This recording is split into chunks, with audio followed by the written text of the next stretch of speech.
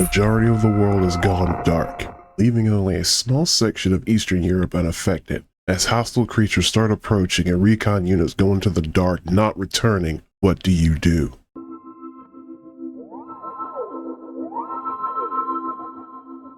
How goes it, folks? Jolly Yellow talking to you, and welcome to Transmissions from the Beyond, where I explore lesser known and sometimes majorly known works of science fiction. Today's transmission is about the 2019 film The Blackout: Invasion Earth, directed by Igor Baranov.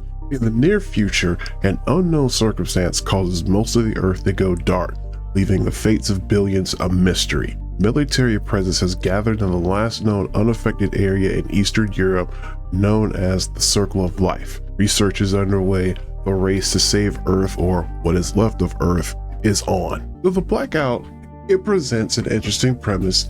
As we see here, most of the world has gone dark. Communications have just been completely blacked out.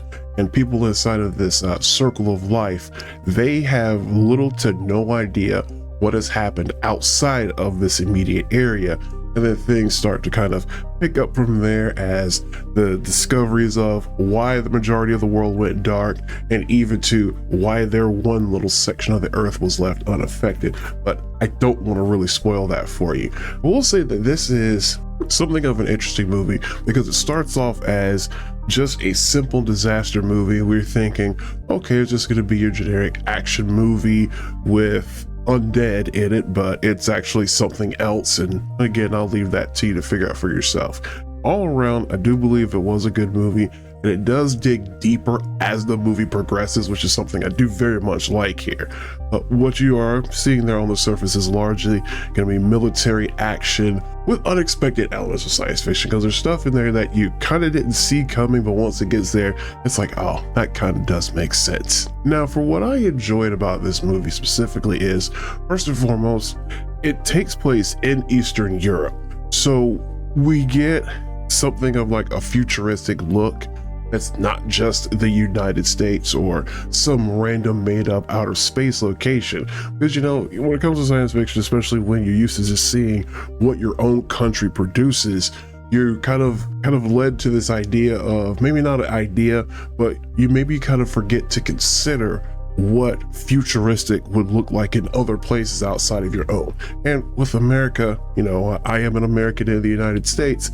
A lot of what I see is going to be some futuristic United States location or something in outer space. So with this movie actually being Russian and made in Eastern Europe, it was kind of interesting to see how, futuristic Eastern Europe would look. And it kind of puts that perspective there to realize, your own country's cinema is not the only cinema out there. Broaden your horizons and watch cinema from other places, because you never know, you might see something nice. So as you get deeper into the film, you're going to find out exactly why things are the way they are. And not only are we going to get an update on like the current situation and what the stakes are, but the explanation is actually going to go all the way back to the very beginnings of humanity itself. So it's not even just a question of what is happening now. We actually get into a full-on, why are we here on this specific planet? What are we doing here? What is our purpose? And you're going to find out humanity was not here on its own. It's not here for its own sake. There's an older purpose for humanity existing on planet Earth in and of itself. And that will come to fruition during the movie. And you'll find out what that plan is, who set it in motion, and where things are going to go from there. But I just very much appreciate that idea that humanity had some other design than just humanity exists on Earth to do whatever it wants to.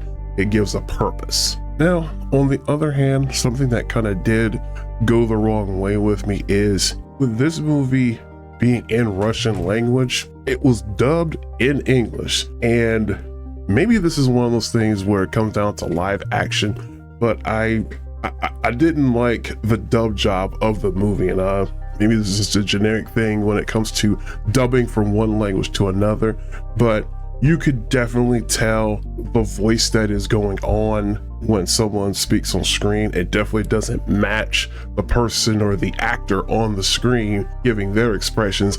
And sometimes it even felt as if the dialogue was being spoken flat and it didn't match. Like I said, it doesn't match the facial expression or what is going on screen.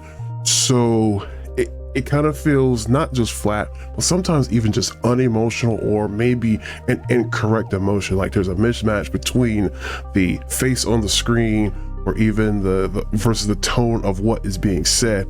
And that led to, I won't say that it was bad for the scene, but maybe it was bad for the scenes and bad for the dialogue, because the scenes kind of feel differently when that synergy is not there between look on screen or how the words sound versus how the one delivering the words sounds or matches up or even looks. And to me, sometimes it even felt like it's almost like the lines were just given to the dub voice actors. It's like they were literally just reading down the script in timing with the mouth moving on the screen for the person that they were dubbing for. And something of a turnoff to me, but I don't think it ruins the movie, but it kind of leaves things a bit questionable. As for where you can find the Blackout Invasion Earth, I saw this on Amazon Prime Video very recently. So as of April 23rd, 2026, it can be found on Amazon Prime, and it appears to be just a part of the base service, so you don't have to pay anything extra. But anyway, thank you for taking the time to listen today.